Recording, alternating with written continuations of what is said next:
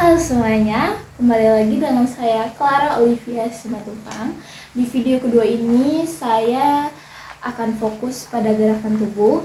Jadi saya akan membaca naskah dan saya ingin fokus dalam melatih gerakan yang tepat seperti kontak mata dan gerakan tangan agar mendukung penyampaian pesan. Has your morning alarm blares, you mother to yourself, why did I set it so early? While brushing your teeth, you think, I need a haircut. Unless, rushing out the front door, you reach for your keys and realize they're not there. Frustrated, you shout, I can't do anything right, just in time to notice your neighbor. Being caught talking to yourself can feel embarrassing. And some people even stigmatize this behavior as a sign of mental instability. But decades of psychology research show that talking to yourself is completely normal. In fact, most if not all of us engage in some form of self-talk every single day. So, why do we talk to ourselves? And does what we say matter? Self-talk refers to the narration inside your head, sometimes called inner speech.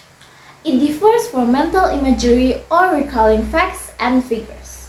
Specifically, psychologists define self-talk as verbalized talk directed toward yourself or some facet of your life. This includes personal conversation, like, I need to work on my free throw. But it also includes your reflection you have throughout the day, like, the gym is crowded tonight, I'll come back tomorrow. And while most self-talk in adults tend to be silent, speaking to yourself out loud also falls into this category. In fact, psychologists believe our first experience with self-talk are mostly vocal, as children often speak to themselves out loud as they play. In the 1930s, Russian psychologist Lev Vygotsky hypothesized that this kind of speech was actually key to development. By repeating conversation they had with adults, children practice managing their behavior and emotion on their own. Then, as they grow older, this outward self-talk tends to become internalized, morphing into a private inner dialogue. We know this internal self-talk is important and can help you plan, work through difficult situations, and even motivate you throughout the day. But studying self-talk can be difficult. It relies on study subject clearly tracking a behavior that's spontaneous and often done without conscious control. For this reason, scientists are still working to answer basic questions, like, why do some people self-talk more than others? What areas of the brain are active during self-talk? And how does this activation differ from normal conversation? One thing we know for certain, however, is that what you say in this conversation can have real impacts on your attitude and performance.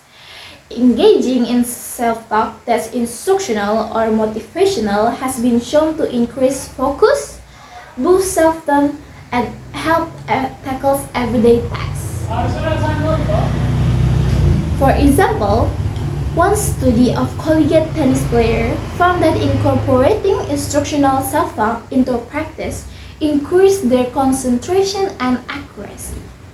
And just as chatting to a friend can help decrease stress, speaking directly to yourself might also help you regulate your emotion. Distant self-talk is when you talk to yourself, as if in conversation with another person.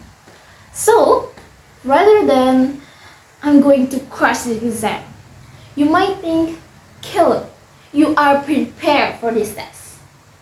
One study found that this kind of self-talk was especially beneficial for reducing stress when engaging in anxiety-inducing tasks, such as meeting new people or public speaking. But where positive self-talk can help you, negative self-talk can harm you. Most people are critical of themselves occasionally, but when this behavior gets too frequent or excessively negative, it can become toxic. High levels of negative self-talk are often predictive of anxiety in children and adults. And those who constantly blame themselves for their problems and ruminate on the situation typically experience more intense feelings of depression. Today, there's a field of psychology treatment called cognitive behavioral therapy or CBT, which is particularly focused on rebuilding the tone of self-talk. Cognitive behavioral therapists often speak strategies to identify cycle of negative thought and replace them with neutral or more compassionate reflection.